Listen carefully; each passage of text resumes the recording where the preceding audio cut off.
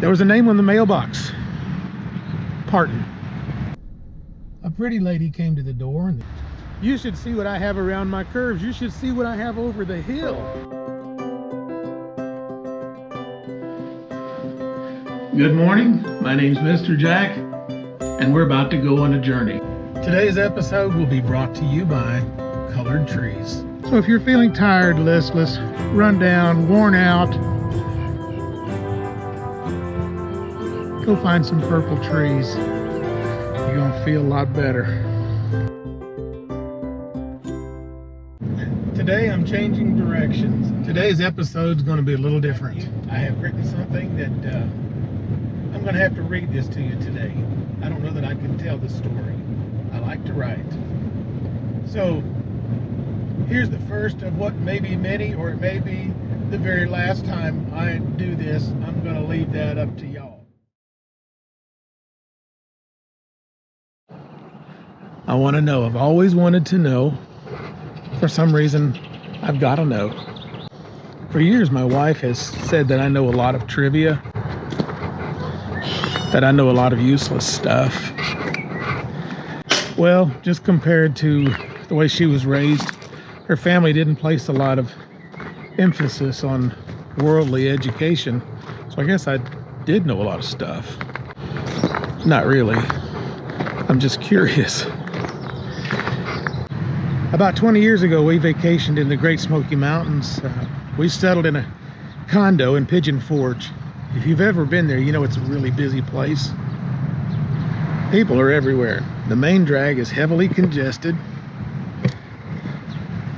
Millions of people visit every year.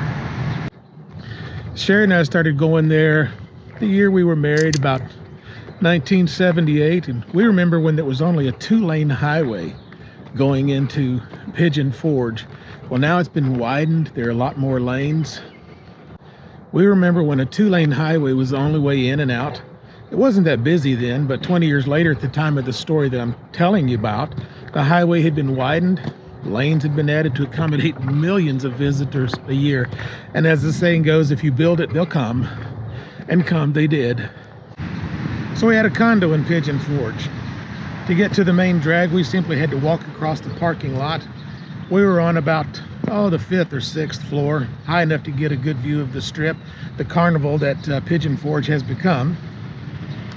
We did a lot of the touristy stuff, but just over the hill was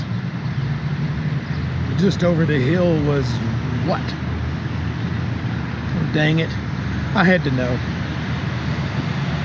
I wanted to know. I needed to know. I was going to be hurting if I didn't find out. So one morning while the family slept, I climbed into the, if you have a family, you must have a minivan. And I started driving, and this was before smartphones. GPS devices were available, but they were very expensive, and I didn't have one. It was early, and I owned the morning. Not really. Morning owned me. It called to me. The mountain just wrapped its misty fingers around me. It pulled me into its mysterious height.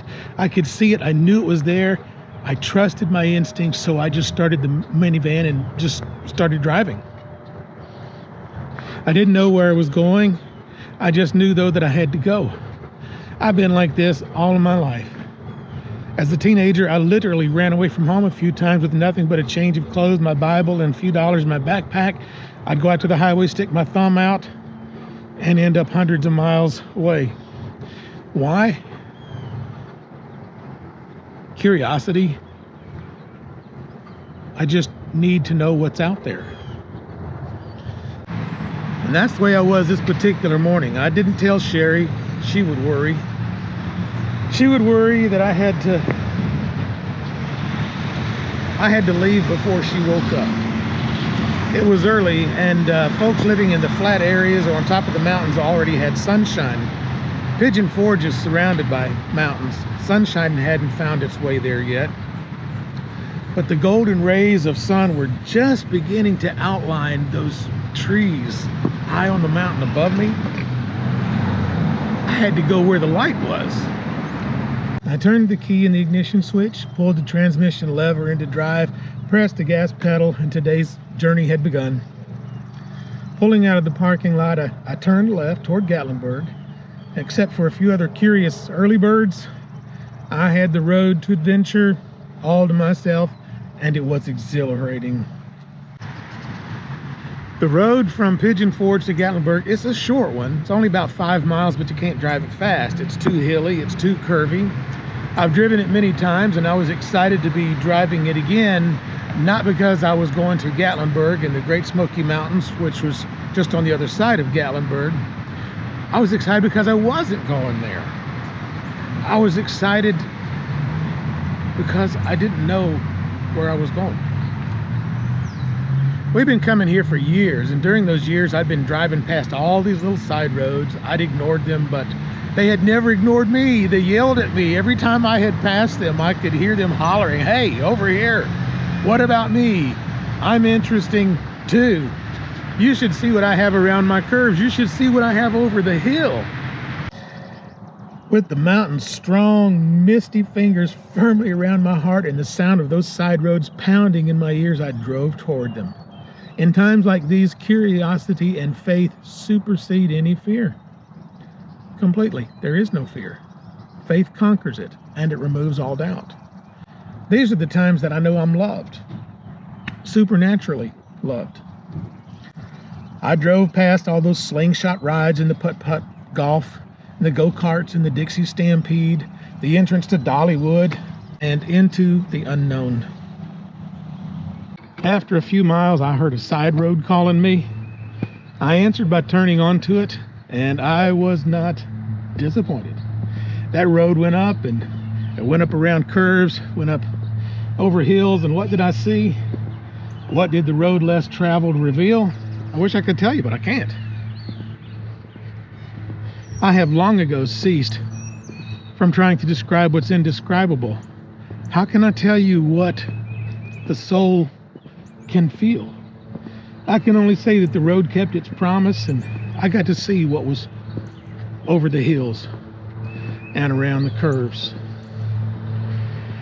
I was impressed. Now, I've been to New York City, I've been to Chicago, Cleveland, Philadelphia, Houston, and Dallas. Tall, glitzy buildings are mesmerizing and impressive to many folks, and those cities, they're interesting to me, but they hold no real appeal. They're just good places to be from. The road that I was on had none of that. As a matter of fact, as I continued, the paved road turned to gravel and then to dirt, just plain dirt. It had long ago changed from a 2-lane road to just 1 lane, and it hugged the side of the mountain. The view was soul-stirring. My wide eyes were drinking in all of the color. My nostrils were saturated with the smell of nature and earth, and my skin was cooled by the mountain moisture. I came to a cabin. It was a small one, not like a fancy log cabin, just a house, not painted, and the wooden siding had grayed through the years. The tin roof had come loose, so the owners just threw some car tires up there to keep the swooshing winds from lifting the roof off of the house. The yard was unkempt. A few old trucks were sitting out by a shed, and laundry was hanging on the clothesline. A few flowers perked up as I drove by. They were grinning and waving at me, and I just grinned and waved back. But by now, that dirt road had gotten so narrow that had I met an oncoming vehicle, well, there was just no place to go. The mountain was steep. It was so steep that I could roll down my driver's side window and almost touch the side of the hill. And on the other side of the road, the hill was so steep and it just dropped off. You know, I just had a little flat spot here for the road to be on. There's the hill, there's no hill, and the valley floor below me was probably a couple of 100 feet down there. I knew that if I met a car, I was going to have to back down the mountain, or they're going to have to back up the mountain. I decided that it was time to turn around, but where? I stopped, got out, walked around the minivan. I needed to see if I had room for, you know, a multi-point turnaround. I walked to the edge of the road and I looked down. Nope. Heights make me queasy. The valley floor was several hundred feet below me. I couldn't sit in the middle of the road for long. Someone might be trying to drive down. I jumped back in, drove forward up the mountain. Thank God no one was coming down. I eventually saw a mailbox right next to a steep dirt driveway, and this was my chance to turn around, so I pulled into the drive. There was a name on the mailbox, Parton. I'm in the Smoky Mountains, just a few miles from Sevierville. That's Dolly Parton's hometown. Could it be? Well, I needed to ask for directions back to civilization, so I pulled up to the country house. It was nestled right against the side of the mountain. I climbed some steep steps, walked across the wooden porch, and knocked on the screen door. And while waiting, I just kind of looked across the porch and across the railing, across the valley, and just wondered if anything could be more beautiful. A pretty lady came to the door, and the spring screeched as it stretched open. "May I help you?" the pretty lady said. She had a genuine Tennessee accent. Turning to face her, I told her that I was lost. I needed directions back to Pigeon Forge or to Gatlinburg. She obliged, and I thanked her, but as I turned to leave, I said, "Ma'am, I can't help but notice the name on the mailbox. Are you?" And she said, "Yeah, we are family. Dolly is my husband's cousin." So for a few minutes, we exchanged pleasantries, the weather, the beauty of the mountains, and I thanked her for her help. She said, "Glad to help you. I hope you make it back safely." I did. I made it back just fine. I was refreshed. My soul had taken a deep breath that morning. The curious explorer, who is me, was somewhat satisfied with how the morning had treated me. The mountain mist had given way to bright sunshine, and the road beneath me, the one less traveled, seemed satisfied that I had just taken time to get to know it. Hours earlier, I had set out with no definite destination in mind. I didn't need one. It was the journey that excited me, that called me. It's still calling, and it seems to be getting louder, more insistent that I step out into what? I'm not sure. My mind wants to know the destination, the end point, but my heart tells me that I don't need to know. That's up to God, and He just wants me to know that wherever I am, whatever road I travel, it'll be He who opens the door. His words will light my path. My feet will travel a road that He's prepared for me. I'm on Mr. Jack's journey.